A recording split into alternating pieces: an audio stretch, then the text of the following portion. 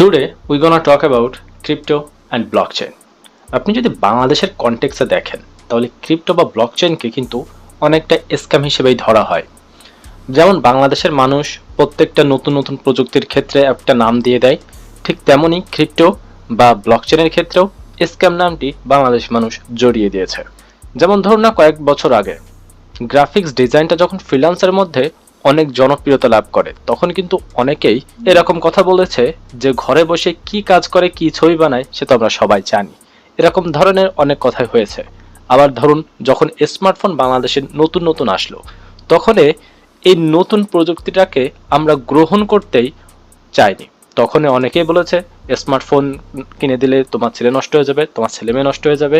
আবার ধরুন না, পিসির কথা, পিসি যখন বাংলাদেশে নতুন আসা শুরু করে বা এখনো পর্যন্ত অনেক বাবা মনে করে তাদের ছেলে মেয়েদের পিসি কিনে দিলে তাদের ছেলে মেয়েরা নষ্ট হয়ে যাবে বা গেম খেলতে খেলতে তাদের পড়াশোনায় হ্যাম্পার হবে, কিন্তু আসলে এমন কোনোটাই কিন্তু না।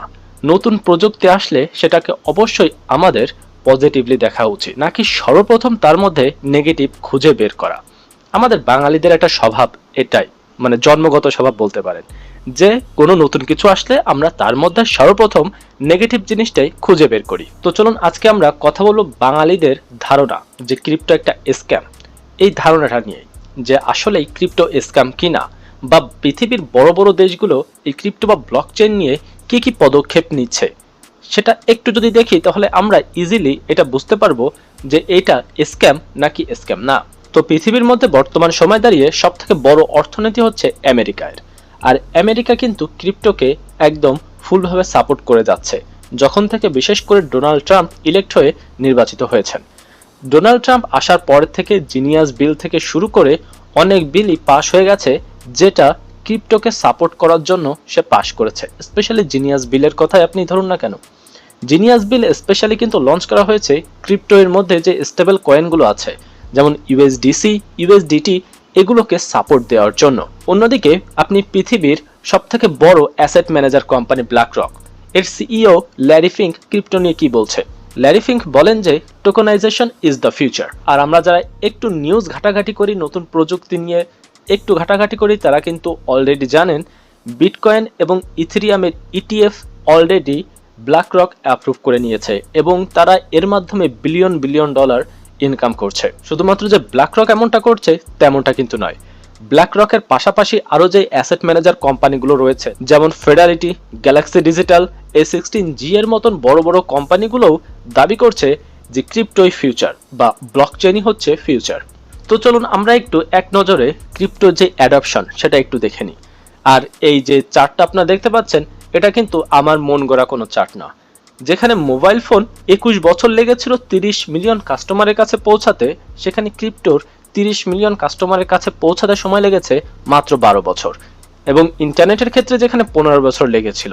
তো বুঝতে পারছেন ক্রিপ্টো অ্যাডপশনটা কতটা দ্রুত বৃদ্ধি পাচ্ছে। আর আপনি যদি বাংলাদেশ কনটেক্সে দেখেন, তাহলে ক্রিপ্টোর অ্যাডপশন কিন্তু বাংলাদেশেও অনেক বেশি পরিমাণে বৃদ্ধি পেয়েছে রিসেন্ট সময়ে, এবং তার মূল কারণ হচ্ছে ইন্টারন্যাশনাল পেমেন্ট সেটেলমেন্টের সুবিধা। অবশ্যই এটা সত্য যে প্রত্যেকটা নতুন জিনিসে আপনার কিছু রিস্ক থাকবে, এটা অগ্রাহ্য করার কোনো বিষয় নয়, কিন্তু এটাও আমাদের মাথায় রাখতে হবে যে যেখানে রিস্ক বেশি থাকে সেখানে অ্যাডভান্টেজটাও কিন্তু ততটাই বেশি থাকে। যেমনটা আমরা দেখেছি ইন্টারনেটের ক্ষেত্রে, যেই দেশগুলো সর্বপ্রথম ইন্টারনেট ব্যবহার শুরু করেছিল আজ কিন্তু তারাই বিশ্বকে লিড করছে ইন্টারনেট সেগমেন্টে। ক্রিপ্টো বা ব্লকচেইন বর্তমান সময়ে একদম নবজাতক শিশুর মতো, বর্তমান সময়ে এর ডেভেলপমেন্টের কাজ চলছে, এবং আপনি যদি এই ডেভেলপমেন্টে অংশ নিয়ে আপনার স্কিল ডেভেলপ করতে পারেন, তাহলে আপনি এখানে ভালো কিছু করতে পারেন। তো আজকের থেকে আমরা এই চ্যানেলে ডিসকাস করব নতুন নতুন প্রজেক্ট নিয়ে, কিভাবে আপনি সেই প্রজেক্টগুলোর সাথে যুক্ত হতে পারেন, কিভাবে আপনি সেই প্রজেক্টের মাধ্যমে আপনার আইডিয়াকে আরো বাস্তবমুখী করতে পারেন, এবং আপনি কিভাবে একটা প্রজেক্ট থেকে ফ্রিলি ইনকাম করতে পারেন বা আপনি আপনার ক্যারিয়ার দাঁড় করাতে পারেন, সেই সকল বিষয়ে। আমরা এখানে কোনো টোকেন বাই সেল নিয়ে কথা বলবো না, না কথা বলবো অন্য কোনো ইনভেস্টমেন্ট নিয়ে। আমরা কথা বলবো এই চ্যানেলে শুধুমাত্র স্কিল বেসড, ইনফো বেসড, আর মাঝে মাঝে এরকম ইনফরমেশন ভিডিও তো থাকবে।